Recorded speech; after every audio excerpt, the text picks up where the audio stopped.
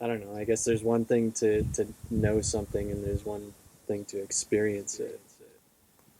Well, that's something actually that comes up in class, in philosophy classes sometimes, is this question of wisdom, and like what makes it different from knowledge. And that is, I think, one way to distinguish it is, and I'm not trying to define it, like Yeah, yeah, precisely or something, but but that sense of actually living through something and experiencing it yourself and being affected by it yeah. on a personal level versus just sort of reading about it and studying in a classroom environment, which is very controlled Mm.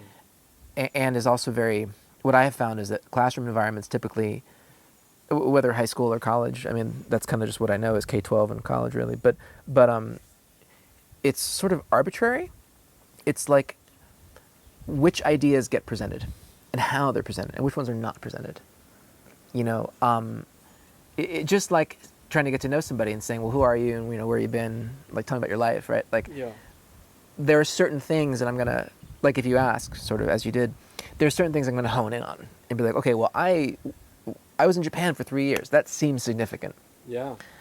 I haven't told you about, or about all the little, like what my apartment looked like, or who I dated, or like which classes I was teaching, or Right. any of that. Like I just said I was in Japan for 3 years, and then you will hear that and you think, oh wow, Japan for 3 years, and so you have an idea what that maybe is. We try to imagine something. Yeah, yeah. And so for me to actually communicate it to you, really communicate it to you, like Yeah. I don't know if that's possible Hmm. necessarily. You can try, but.